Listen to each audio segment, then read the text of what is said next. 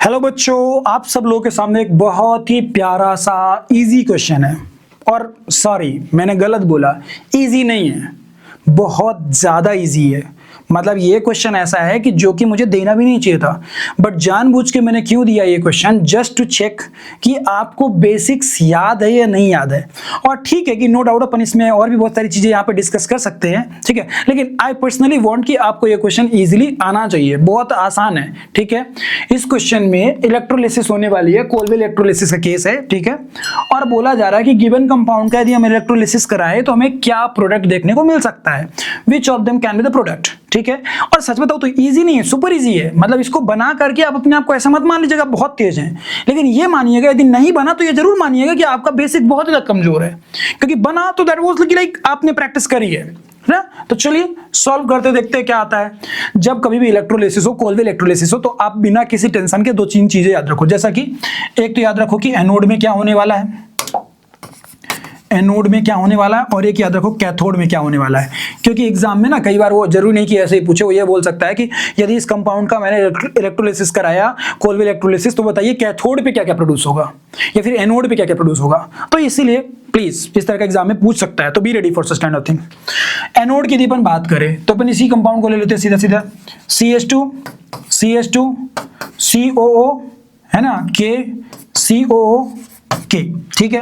तो ऑब्वियस सी बात है, जैसे ही सॉल्यूशन में डिसॉल्व हुआ, ये ब्रेक होकर के K+ रिलीज हो गया और CO- आ गया। तो मैं एक काम करूं क्या, मैं शुरुआत से ही इसको ऐसा ना लिख करके मैं इसको शुरुआत से ही लिख देता हूं, CH2 COO-, ठीक है। अब ध्यान से देखो, तो इस पर्टिकुलर फर्दर कंपाउंड के ध्यान से देखा जाए तो यदि मैं इसका फर्दर ब्रेक डाउन कराऊं तो क्या क्या मुझे देखने को मिल सकता है। ये मुझे दे सकता है कुछ ऐसा, CH2 C double bond O। अब ध्यान से देखो, यहां पे मैंने रेडिकल बनाना शुरू कर दिया, फ्री रेडिकल बनाना शुरू कर दिया, गेटिंग माय पॉइंट नॉट, एक सिंगल इलेक्ट्रॉन, ठीक है। Now C double bond O like this, plus 2 electrons, क्योंकि भैया माइनस माइनस चार्ज थे तो वो रिलीज हो गए। मान लो 2 इलेक्ट्रॉन्स, इलेक्ट्रोलिसिस किसका गेम है, इलेक्ट्रॉन्स का ही तो ट्रांसफर होता है फ्रॉम कैथोड टू एनोड। तो ये जो 2 इलेक्ट्रॉन्स निकले हैं अब ये जाएंगे कैथोड की तरफ, गेटिंग पॉइंट नॉट। नाउ ये जो पर्टिकुलर कंपाउंड आपको दिखाई दे रहा है, इसमें इजीली क्या होगा, ध्यान से देखिए, फिर से होमोलिसिस हो जाएगी। ये किधर जाएगा, एक इधर जाएगा, एक इधर जाएगा, एक इधर जाएगा, है ना। तो जैसे होमोलिसिस होगी तो यहां से एक इलेक्ट्रॉन आया, यहां से एक इलेक्ट्रॉन था, तो ये क्या निकाल देगा, कार्बन डाइऑक्साइड निकाल देगा, और वहां पे एक इलेक्ट्रॉन चला गया, वहां भी एक इलेक्ट्रॉन चला गया, तो आपको फ्री रेडिकल देखने को मिलने लगा। तो आपको क्या प्रोडक्ट दिखाई देगा, फर्दर क्या प्रोडक्ट दिखाई देगा, CH2 ये यहाँ पे like this, CH2 like this, after homolysis आपको ये मिल जाएगा।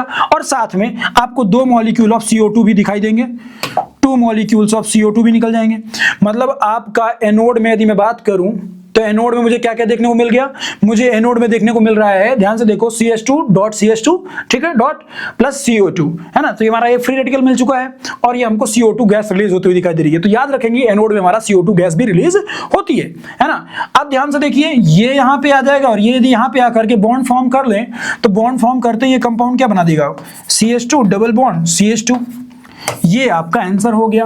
आई think B option is matching one, है ना। तो बी आंसर आपका हो गया। अच्छा, अब बात करते हैं कैथोड पे क्या हुआ होगा। तो कैथोड पे हुआ ये होगा कि ये जो पर्टिकुलर इलेक्ट्रॉन गया है यहां से, वो आसानी से, जो क्योंकि K+ भी था यहाँ पे, तो वो K+ आसानी से उस इलेक्ट्रॉन को लेकर के और यदि H2O से रिएक्ट कर जाए, ध्यान से देखना, K++ इलेक्ट्रॉन, तो ये K बन गया, और ये आसानी से यदि H2O से रिएक्ट कर जाए तो ये क्या कर देगा, ये रिप्लेस कर देगा कुछ ऐसा KOH। समझ में आया कि नहीं आया, लाइक दिस। वो मतलब फर्दर क्या फॉर्म कर देगा, KOH फॉर्म कर देगा। अब यदि वो फर्दर KOH फॉर्म कर दिया तो साथ में यहाँ पे जो हाइड्रोजन्स थे वो रिलीज हो जाएंगे, 2 कंपाउंड के हाइड्रोजन्स मिलकर के क्या रिलीज कर देंगे, H2 गैस। तो कैथोड में याद रखना है कि H2 गैस भी रिलीज होती है। क्या रिलीज होती है, H2 गैस भी रिलीज होती है। और एनोड पे CO2 गैस रिलीज होती है और साथ में आपका हाइड्रोकार्बन बन रहा है। अब वो हाइड्रोकार्बन एल्कीन बना है, एल्केन बना है, एल्काइन बना है, इस बात पर डिपेंड करेगा कि शुरुआत से जो आपने सॉल्ट लिया था वो कैसा था। मतलब एग्जांपल के तौर पे यदि इस सॉल्ट में यहाँ पे हाइड्रोजन्स ना होते, मान लो लाइक दिस, डबल हाइड्रोजन्स ना होते, सिंगल होते, और ये बॉन्ड ऐसा होता है ना, ये डबल बॉन्ड होता, तो उस कंडीशन पे फिर आपको यहाँ पे एल्कीन ना मिलता, उस कंडीशन पे आपको यहाँ पे एल्कीन ना मिलता, क्या मिलता, एल्काइन मिलता। ये आपको ध्यान रखना है, उस कंडीशन में आपको क्या मिलता है बेटा, एल्काइन देखने को मिलता।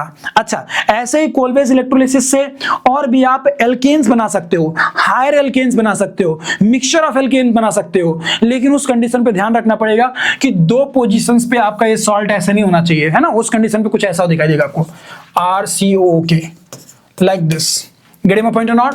तो फिर आपको फर्दर हायर एल्केन्स देखने को मिल सकते हैं लाइक दिस, R डैश, वो डिपेंड करता है कि तुमने दूसरा कंपाउंड क्या लिया है। यदि R डैश CO के लिया होता तो उस कंडीशन पे ऑब्वियस ही बात है ये फ्री रेडिकल बनाता, ये भी फ्री रेडिकल बनाता, ये दोनों एक दूसरे में रिएक्ट कर सकते थे, ये खुद में रिएक्ट कर सकते थे, ये खुद में रिएक्ट कर सकते थे, तो उस कंडीशन पे आपको मिक्सचर ऑफ एल्केन्स देखने को मिल सकते थे।